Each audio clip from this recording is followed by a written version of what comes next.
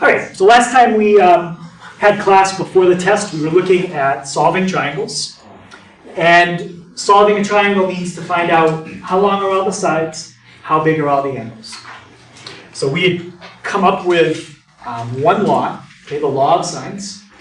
And the law of sines helps us to solve three types of triangles. Angle, angle, side. Angle, side, angle. And the last case, side, side, angle. Does anybody remember what was tricky about the last case? You had to check for this. There's two. Yep, you had to check for two solutions. Okay. In the first half of this section, we did this case, but I gave you the specific example where there was only one solution.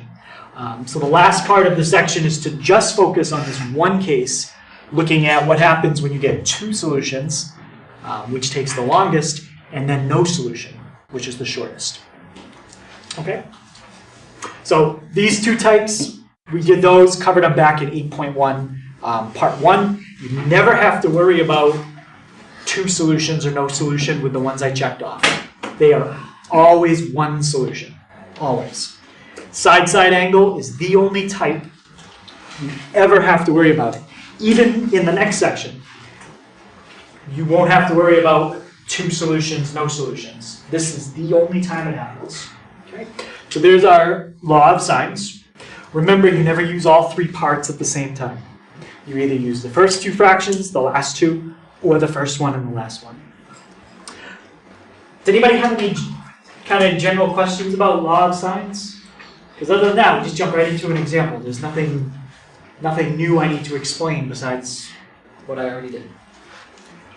Any questions about law of sines? Remember, you cross multiply. That's how you solve a proportion. So let's just try one. Okay.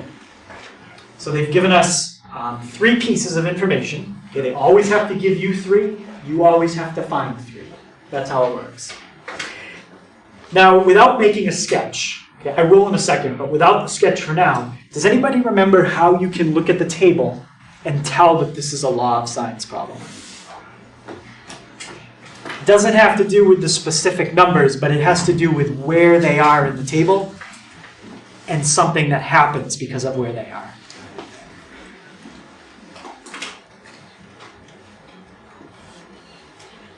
Anyone remember? Yeah? Isn't it because like one row is always completely filled? Yes. Anytime you have one row that's completely full, that's when you have to do a law of sines problems. Okay. If you have a row, like let's say you had the six things, and you knew a side, and a side. That's why we haven't studied this type yet. Because side, side, side, you don't have a row that's full. Okay? That's in the next section. All right, so we've got a row that's full. It's definitely law of sines. Let's just make a sketch to double check it. Okay, it doesn't matter how you sketch your lengths and stuff. This is not to scale. Just put A across from alpha. Put B across from beta. Put C across from beta. Now, look at the three pieces of information. Side, side, angle. You know a side, you know another side, and you know an angle. But the angle you know is not the one between the two sides. That would be SAS. That's another type of problem we haven't studied yet. This is SSA. Okay. Any questions on the fact that it's SSA? Okay, so let's solve it. We have three things we have to find. Only one of them you can find first. Does anyone have a guess out of C, gamma, and beta, the one you have to find first? Yep. Yep. You have to find beta. And then once you get beta, you're going to have 2 out of 3 of the angles.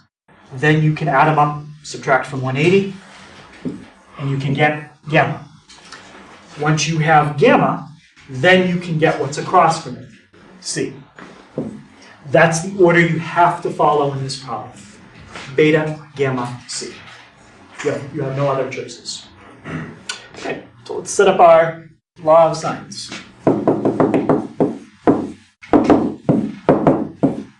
So it starts out sine of something over something equals sine something over something.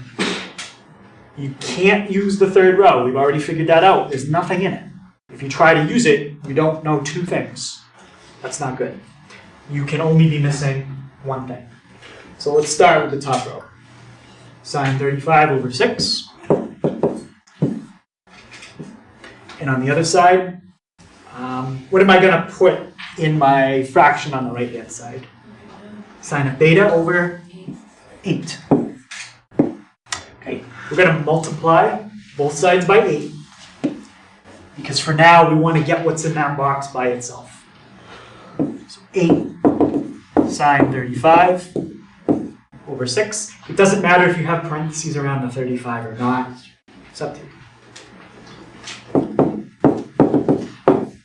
Now, the goal is to get rid of sine. So anybody remember what we did to both sides to get rid of sine?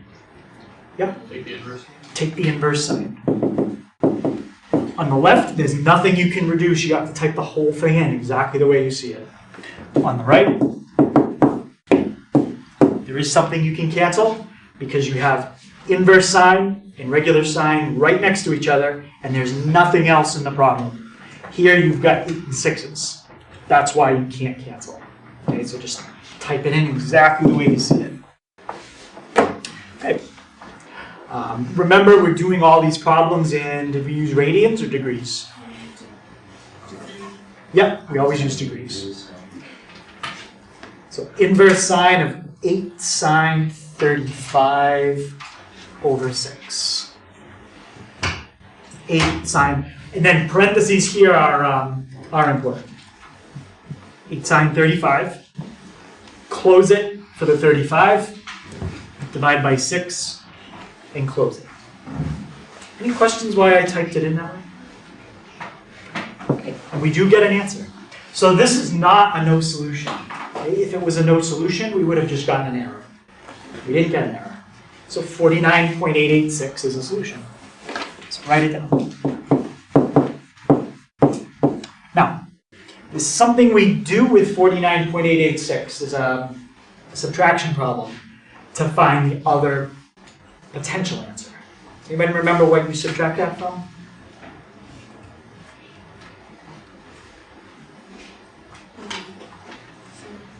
Yeah. You add the two together and subtract them from 180. All right, so that's to get gamma. We're going to add those two up and subtract from 180 exactly.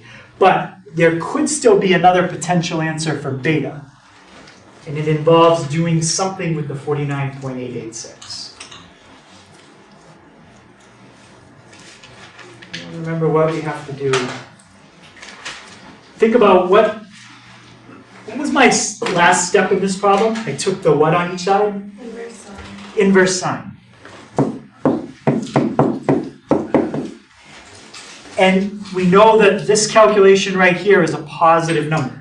Why? Because I have the sine of a positive number times a positive number divided by a positive number. 49.886 is in quadrant 1. What other quadrant is sine positive in besides quadrant 1?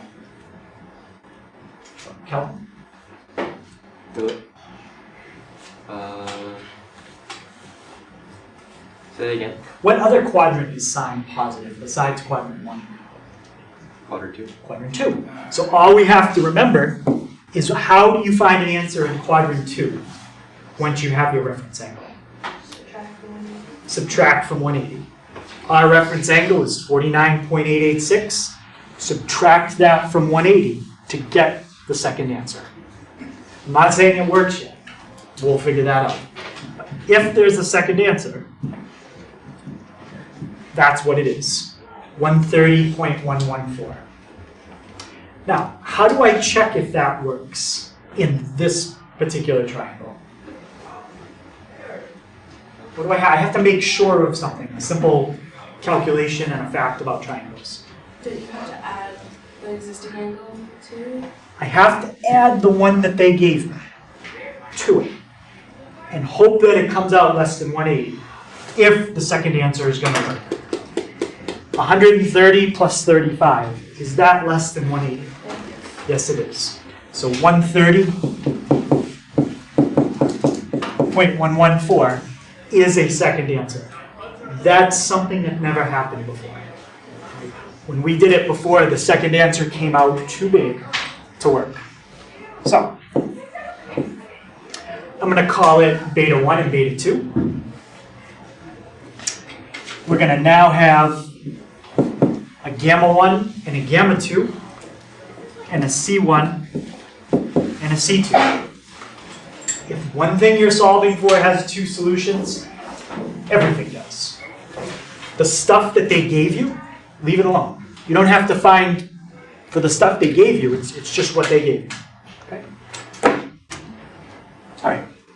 So now if you're kind of looking at it and you're like, well, what's going on? How do we have two different triangles? Let me put some boxes around stuff.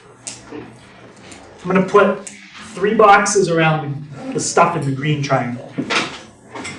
Alpha, beta 1, gamma 1. Those 3 green boxes are the 3 angles in the green triangle. Alpha, beta 2, gamma 2. Those are the 3 angles in the blue triangle. And if you're like, well, I put a green and a blue box around alpha, yep, it's in both. Alpha is a shared angle. Okay, as far as sides, A is in the green triangle, B is in the green triangle, C1 is in the green triangle. A is in the blue triangle, B is in the blue triangle, and so is C2. So there's your 3 sides and your 3 angles that are in the blue and the green triangle. Any questions about which angles belong to which triangle? Okay, so now let's see if we can get gamma 1. Wyatt, what 2 angles would I use to find gamma 1? Alpha and beta. Can you be more specific? Alpha and beta 2. Or beta 1. Beta 1, yes. If you want to find gamma 1, use alpha and beta 1. So add them up. It's 35, 49,886. Subtract that number from 180. And let me try it. 49,886, 35, make it negative. 95.114. Okay, so now we've got gamma 1. If you wanted, you could get C1 at this point. But while I'm doing the gammas, I like to get gamma 2. So Colleen, what 2 angles would I use to get gamma 2? Alpha Yep. and beta 2. Alpha and beta 2. We're adding up everything in blue. Make sure it adds up to 180. 130 and 35 is 165.114. So I just added alpha and beta 2 in my head. Subtract that from 180. Gamma 2 is 14.886. Can you go back to the calculator? No, I can't. What button did you press to make it like? Oh, this calculator's kind of weird. So I just made it negative and added. That's the same as doing subtraction. So I didn't have to retype the whole thing. But on your calculator, you could just retype it if you want. But yeah, this button just changes the sign. Okay, any questions before I go on to C1 and C2? So just to kind of recap so far, we found beta, we figured out that the second answer works, and we found both gammas. Now, C1. Am I going to use gamma 1 or gamma 2 to find C1? I'm going to use gamma 1. Gamma 2 is the blue triangle. It doesn't have anything to do with C1. Okay? So let's set it up now for C1.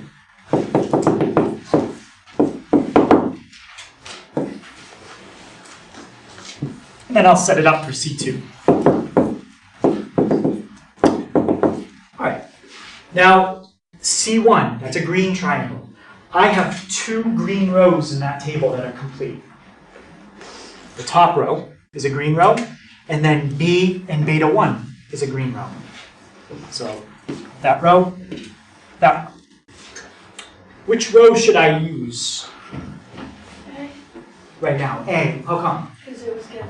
Yeah, it was given. There's no decimals. It's nicer numbers to work with. So sine 35 over 6. And when we find C2, I'm going to do the same thing. We're going to use sine 35 over 6 again, because that row is in both. So use it. Sine 35 over 6.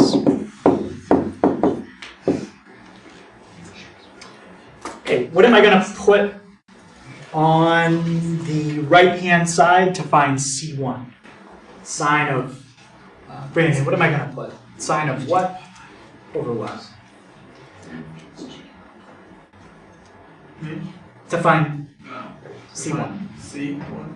Yep. Sine of might be B. Did you sine of actually I don't know. I was gonna pay attention. Anyone help him out? Put sine of, yeah. 95.114 Yep, over over C1. C1. Let's set it up for C2 at the same time. Do you see how to set it up for C2 now, Brandon? Yeah, you do 14.886. Yep, good job. Sine 14.886 over C2. And now we're going to cross multiply in both of those. So, I do all the cross multiplying in the same step. C1 is going to be 6 sine 95, 114 over sine 35. Does anybody want me to type that in so they can see the decimal, or do people feel like they could figure out the decimal and type that in? Can you type it in, please? Is the reason why you can't do the a squared plus b squared equals c squared because there's multiple answers? So, Colleen's question was, why are we not just using the a squared plus b squared equals c squared? Why not just use Pythagorean theorem to do this? That'd be We easier. don't have a right angle. We don't have a right angle. So Pythagorean theorem is only if you had a 90. Okay, so this decimal comes out 10.419. That's C1. It's close to a right angle. It's 95, but it's not 90. So if you use Pythagorean theorem, your answer is going to be close, but still wrong. Now for C2, you're pretty much doing the same calculation, just change 95 to 14. So it's 6 sine 95, 114, divided by sine 35. And if you're using a graphing calculator, press second enter. It'll bring up the last thing you typed. You can just change whatever you need to change. And I need to change the angle, sorry. 14.886. 95.114, that's the one we just did. So I was doing the same thing again. So 14.886. 86. Okay, 2.687.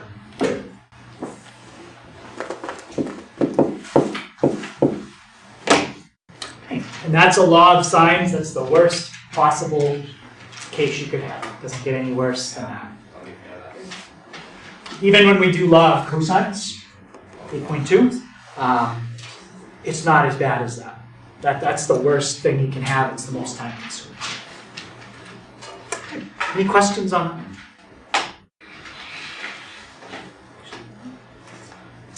All right. So this is just kind of a visual for you to see. How could that happen? Why do you get two solutions? So if I gave you guys like sticks or blocks or something, you could connect together, and I said, I want you to make one side 6, make the other side 8, and make one of the angles 35 degrees, specifically alpha. And I said, make a triangle. Some of you might make the blue triangle. Some of you might make the green triangle. Those would be the two options. You might not all end up with the same picture. And here's why. So I'm going to start with this triangle. I'm going to start just by making a copy. Does everybody agree that those two sides are the same? Okay, so we have a side that's the same.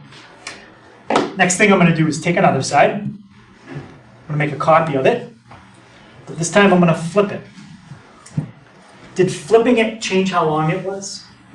No, it's a mirror image. Mirror imaging something doesn't change the length.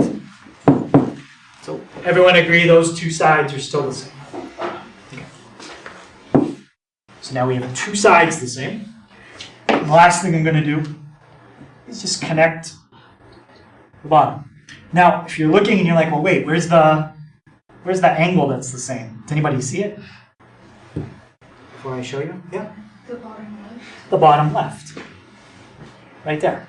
The bottom left angles are exactly the same. So we have angle, angle. Okay, so what I just created is two triangles. They have two sides exactly the same length, one angle, exactly the same measure, but I drew two different pictures. That's how side-side angle can happen. Any questions on that? If you gave me any other three pieces of information, like side, side, side, like if I said to you, I want you all to draw a triangle right now, a 3, 4, 5 triangle, you would all draw exactly the same picture if you drew it to scale with a ruler. It's not like some of you might get this one and some of you might get a different one. They would all look exactly the same. Angle, side, angle, they would all look exactly the same. Okay. This is the only case that they could be different. Okay, so let's look at this one.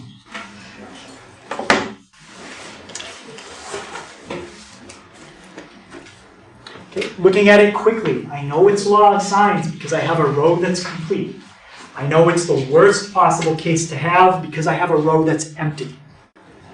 So without a sketch, that's how I can tell.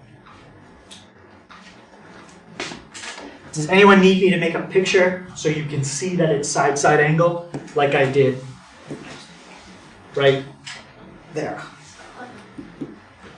Okay? Okay. So, just like last time, I have no options what to find first. I have to find something first. Matt, what do I have to find first? You have to find B. So B we can't find because we don't know the other thing in the row. B, A, and C. If we have a column, we can't do anything with it because remember, Pythagorean theorem doesn't exist. So we can't get B. Colleen? Alpha. Okay, you have to find alpha. The progression in this problem is alpha. Then once you have alpha, you can add it to what you already know to get beta. And then B.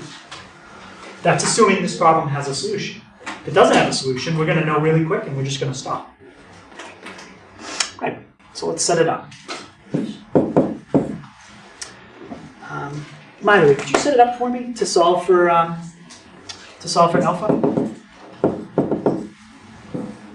So sine of 50 over 1. Yep, perfect. Sine 50 over 1. Then sine of alpha over 2. Sine alpha over 2.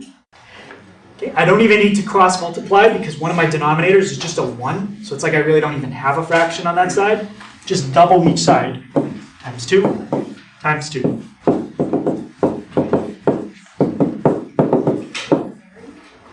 And Hannah, now that I've got sine alpha by itself, I want sine to be gone. So what would I do on each side?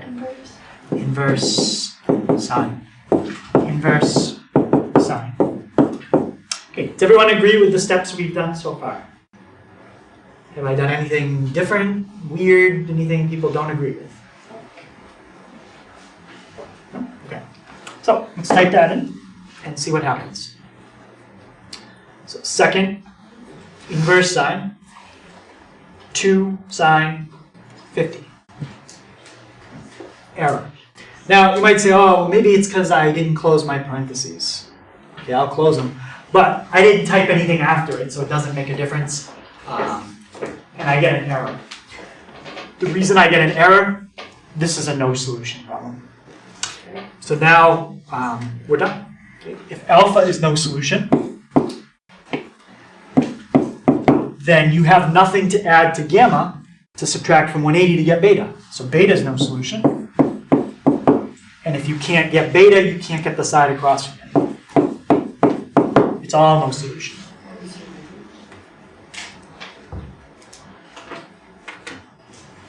So kind of the opposite in terms of the time it takes to do it from the last problem. You're done very quickly, and that's it. Okay. And there's not a lot of steps to get to it. So just check your steps carefully. We only really did 2 things. Set up the proportion, and then inverse sine. So it's not like you did 70 steps, and you might think, maybe I made a mistake in one of my 70 steps. We did 2 things. That was it. Is it possible to get alpha as an answer, to get like an answer for alpha and then find out beta doesn't have an answer? For the kind of problems we're going to do, no. Okay. No. No. You'll know right away if it's a no solution. Yeah. I could throw something else that's a little different, but I'm going to hold off on that. Right. Any question on that? Sorry. Okay, so we'll take a look at, I have 2 word problems. We're only going to do one of them because I want to try to finish this up. Let's do this one. So example 3 has to do with a person measuring the height of an object. And we're going to assume it's an object that you couldn't just go measure the height of it. Okay? Maybe because the object is on the other side of a canyon or a river, you can't get over there. Or maybe it's a mountain, so you can't just use a tape measure to get the height of it very easily. So it's some kind of object that's far away in the distance. And the key is, as long as you observe an object from 2 different points, you can calculate its height. People can do the same thing about finding out where you are. If you have a cell phone on, and 2 different people can track your cell phone signal from different spots, they can triangulate exactly or roughly where you are. But the key is they have to track you from one spot and then track you from another spot. And if you have a 3rd person, then you can be even more accurate. You need at least 2 people to triangulate the position. And that's kind of what we're going to do here. To find the height of the mountain, the surveyor is going to take 2 sightings of it. And what a sighting is, they're going to set up a tripod, they're going to look through some kind of scope, maybe it has a laser on it, they're going to point the laser exactly at the peak of the mountain, and then the computer in the device is going to tell them what angle the laser is tilted at, to point exactly at the peak of the mountain. And the surveyor is going to do that twice, from one spot, and then they're going to back up 900 meters and do it again. It's not really important how far apart you do this from. You could do one at a mile and then back up a couple miles and do it again. Just as long as you know how far you backed up. So the first time they do it, they get an angle of elevation of 47 degrees. The angle of elevation is the angle with the horizon. So like, if you had an object on the ground and you started to angle it, it's the angle that your object points up from the ground. Now, as you move away from something, think about like a movie screen. Right? If you're very, very close to it, you might be looking straight up. Your angle is steep. As you start to move away from it, what happens to your angle? Nina?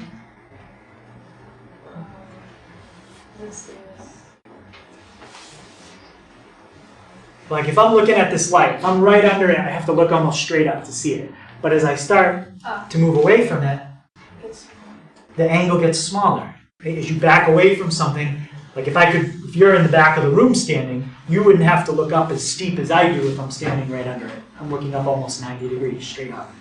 Okay? So when the surveyor backs up The second angle is 35 degrees, and it should be. It's less than the first. Now, we're going to assume that the device they're using to measure the angle is level with the ground. That's not really the case. The device they're using is usually on a tripod. So technically what you'd have to do is add the height of the tripod to your answer. But we're going to ignore that. Okay, so we got a lot of information there. What do you think a good idea would be to do with all that information? Draw it. Draw it out. Draw it out. Hopefully we're going to end up with some triangles and figure out what we want. Okay, one thing I definitely need is the ground. So start with the ground. Okay, and on a test, I might give you a hint at what to start with. Maybe I'd say like, start by drawing, the ground or whatever it happens to be. What are we measuring the height of? A mountain. So I need a mountain. Here's my mountain. It's a little steep on the back, be careful. So here's my mountain. So the surveyor is going to measure the height of the mountain from two different spots. How far apart are the two spots? 900 meters. And what I'm going to do to represent the surveyor shooting, that's what they call it, shooting an angle up to the top of the mountain, I'm just going to draw it as a dotted line right to the top of the mountain and right to the top of the mountain again. Okay. The first time, can someone remind me, what was the angle that the surveyor got? 47. And then the second time? 35. Okay. What we really want to know is this. That's the height of the mountain. I want to know h. So let's take a look at this triangle for a second. This one that I'm tracing. I'm going to move it off the diagram so it looks less confusing. And let's see if we have enough information to find h.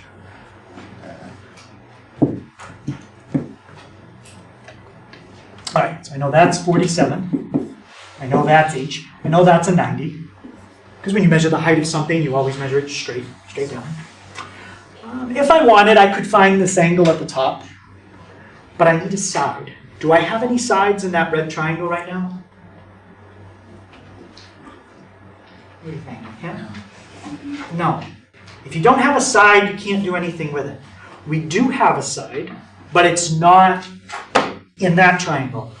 The side that we have is in this triangle. Right here. Okay. But if you notice the green triangle and the red triangle, they have a side in common. So the key is going to be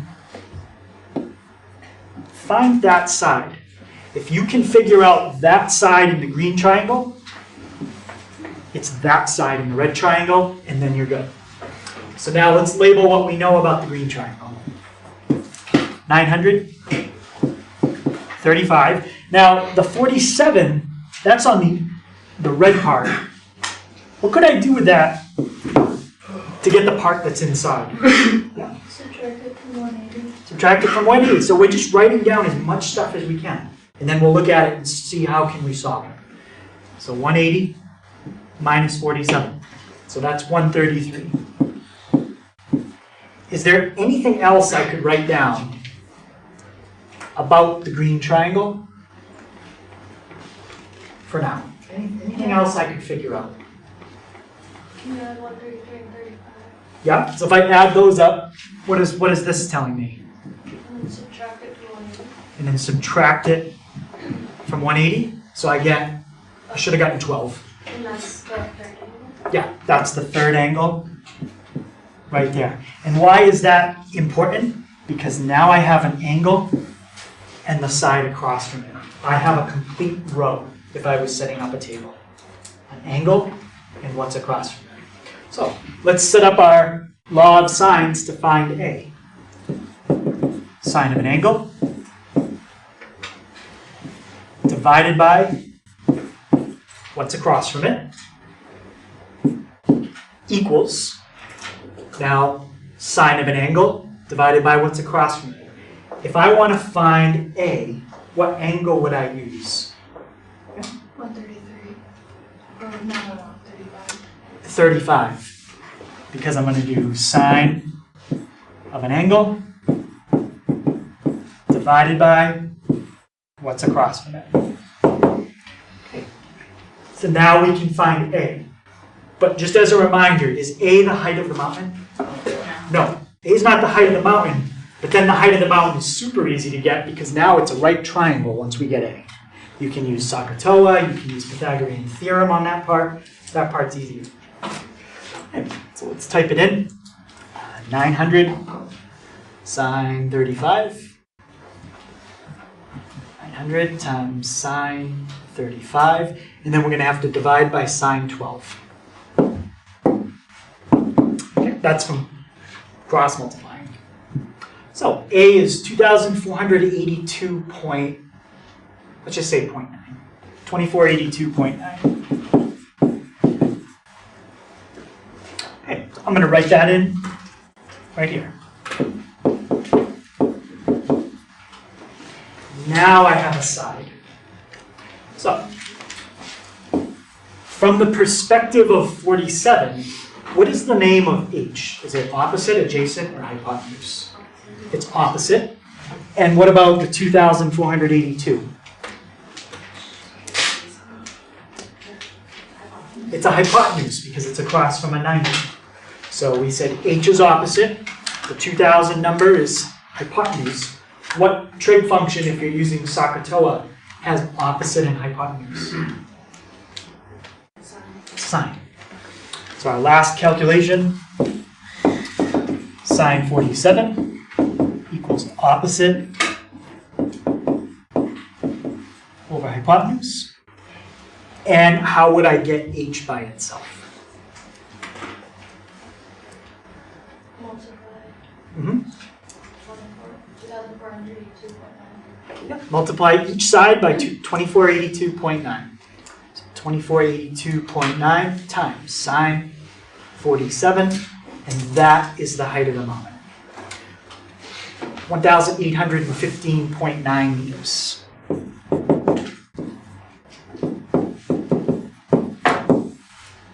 Okay, a little bit tricky because you could not find what you wanted right away. You had to use other information, get that first, and then find what you were looking for. Some problems you can find what you're looking for right away. Some you can't. Okay. Any questions on that? All right. Pause for 1 second.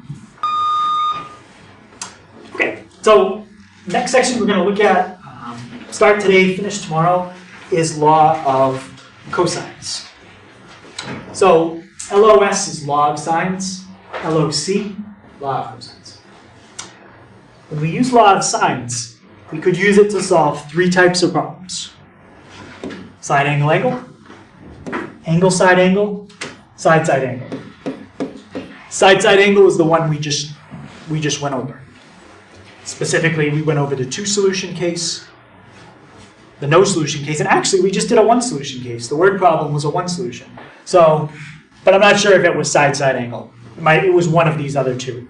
So we just pretty much reviewed everything on law of sines. Law of cosines allows you to solve 2 other types. And I've drawn pictures of each. SAS, side angle side, and side side side. If you make a table of information for either one of these types, you will not have a complete row. So law of sines does not work.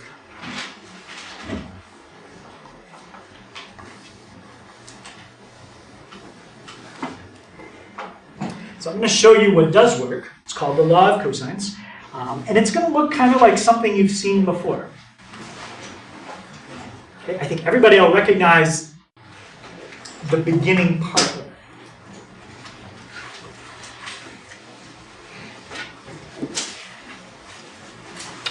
Okay, so the point here, I'm going to come back to solving this. So if you want to write it, you can, but we're going to put it up again in a second after I tell you the law of cosines. You don't have a row that's complete. You don't have a row that's complete here either.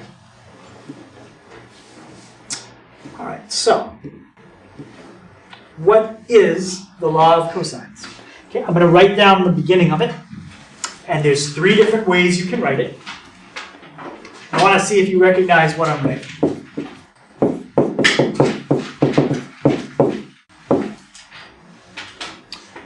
C squared equals A squared plus B squared.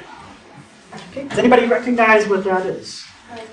Yeah, it's the Pythagorean theorem, but Pythagorean theorem only works on 90-degree triangles with a 90. So it's like there's this extra part on the end. Minus 2ab cosine gamma. Now, let me kind of just go over the pattern, and then I think you'll be able to figure it out because it's the same pattern in all of them, just writing different letters. One side squared equals the sum of the other 2 squared minus twice the other 2 times the cosine of the angle across from what you started with. So let's start with the version that begins b squared. What 2 things would I add up if it starts out b squared? A and c. A squared plus c squared minus 2 AC, the letters you just used, times the cosine of the angle across from what you started with. Beta. Is that a different law? Nope, it's exactly the same law. It just starts, you're just rearranging it for different letters. Okay. And then how about the last version? Yeah? B squared plus C squared. Yep. Minus 2BC cosine alpha. Exactly. So, which version you use depends on what you know. If you look at the problem and they tell you gamma is 42, then you should probably use the version where you could fill in gamma. Okay? If you try to use another version, it won't work. So for a angle side problem, you have to pick the version for the information they give you.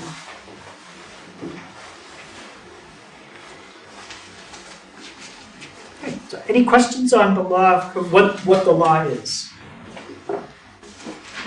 Okay, let's try it on this problem. So they've given me A, they've given me B, they've given me gamma. I have to use the version that has gamma.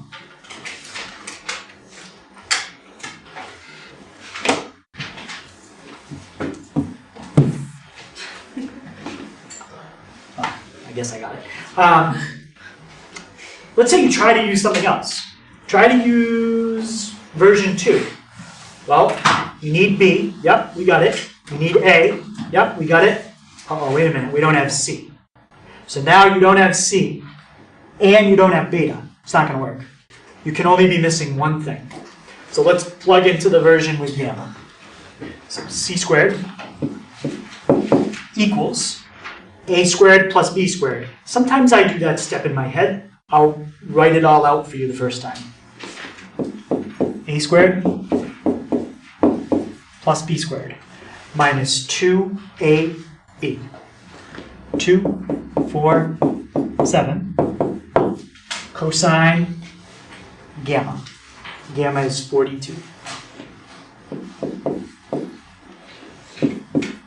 Okay, so basically we're going to use PEMDAS on the right-hand side. Simplify everything we can, following order of operations. 4 squared gives me 16. 7 squared? 49. 2 times 4? 8 times 7? 56 times cosine 42. Okay. Next thing, I can add 16 and 49. And what would 16 plus 49 give me? 65 minus 56 cosine 42. Now, can I do 65 minus 56?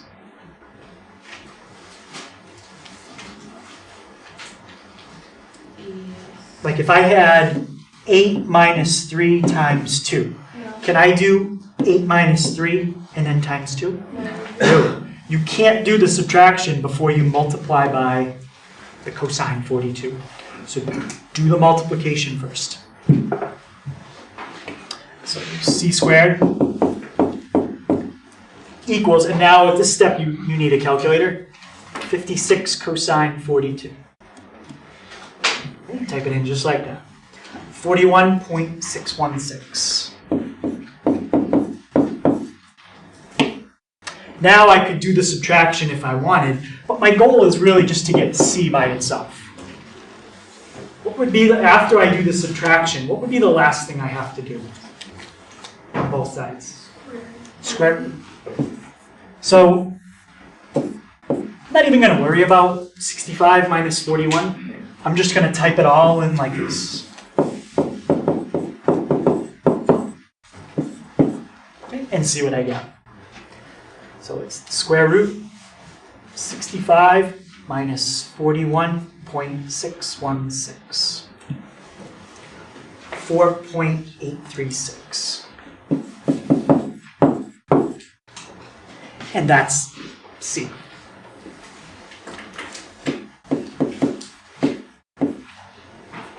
Okay. Now that we have C, some people say, well, do you have enough information that you could now use law of sines to finish it? Yes, you do.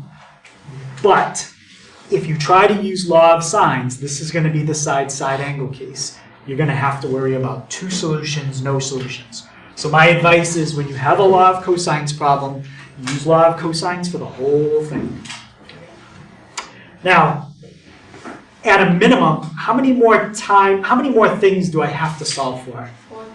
Just one. Because once I get this, or beta, either one, you can just add them up and subtract from 180, and you're done. Okay, so we'll finish up by solving for alpha or beta. Doesn't matter. Alpha. Okay.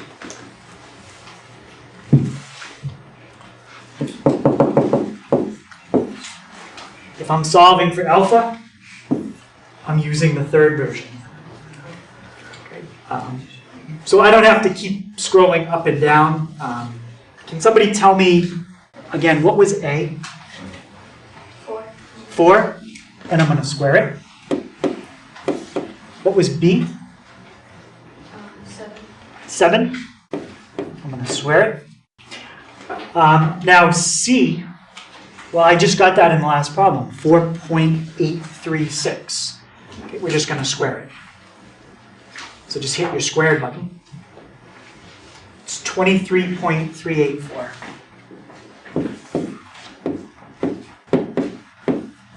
Okay, so what do we have so far? A squared equals B squared plus C squared minus 2 times B times C.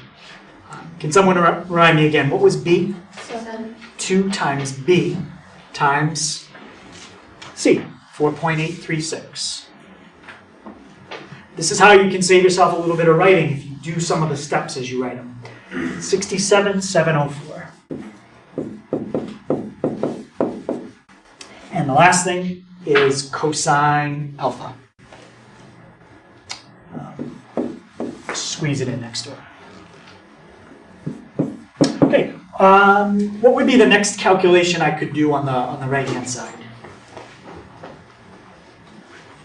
Times 49 and 23. Yep, I can add the 49 and 23.384 and get 72.384. This is the step some people forget how to solve an equation. Now, at this step, what you have is basically something like this. 16 equals 72 minus 67 times something you don't know, times a variable. Can I do 72 minus 67 in that part right there? No, they're not like terms. The 67 has a variable attached. So what would you do with the 72? You would subtract it, bring it to the other side. That's exactly what we have to do here. Subtract the 72. Subtract 72. And then see what we get. Okay, so that equation I just erased, that was just there to kind of show you something that's similar, okay, how you solve that one. Okay, so I need 16 minus 72.384. Negative 56.384. And then everything else is still on the right.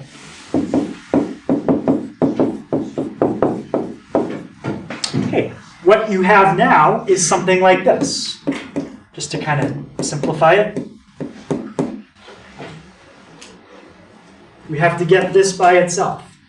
So how would you move the negative 67 to the other side? Divide.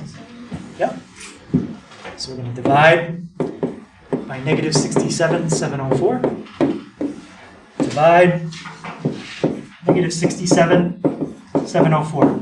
Quick thing to always check here, the number in the bottom should be bigger. If the number in the top is bigger, don't even keep going.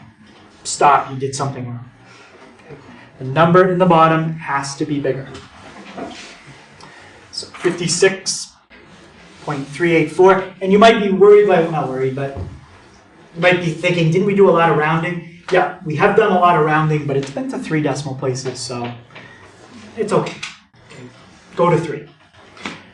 Divided by 67.704. 0.832.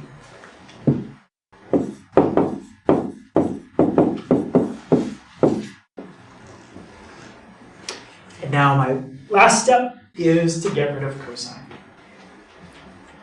So what's the last thing I have to do on both sides?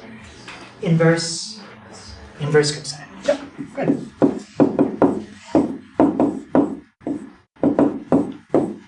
And when you do inverse trig, remember you always have to look for the second solution. But I told you that with what we're learning, this type of problem, it won't work. It never will. And the reason, you're going to get an answer here. You could also get an answer here. That's impossible. It's impossible to get an angle that's in the 4th quadrant in a triangle, because 4th quadrant angles are bigger than 270. Doesn't fit. So you never have to worry about the second solution. Just type in exactly what you see, and you're basically done. Okay, so we get 33.695. Okay, that's alpha.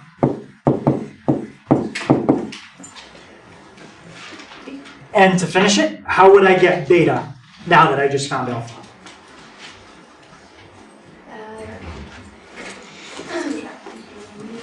Yep, add them up, subtract from 180. So if you add them up, you get 75.695 plus 180, 104.305.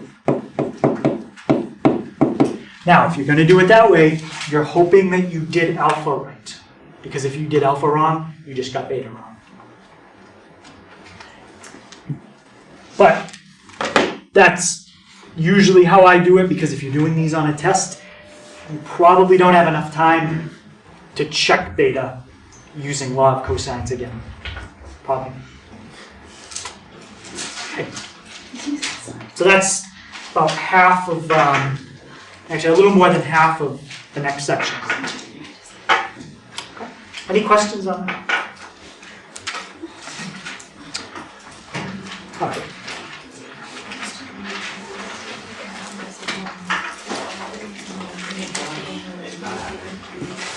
Okay, so that's the homework for the next section, but you're not going to be able to do all of that.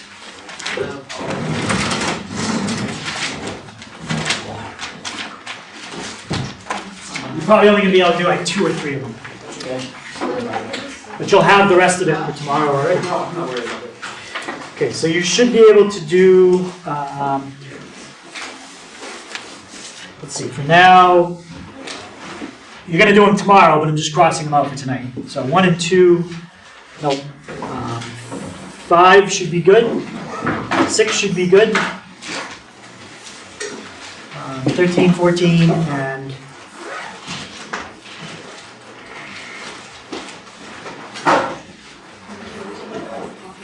so try 5, 6, and 19.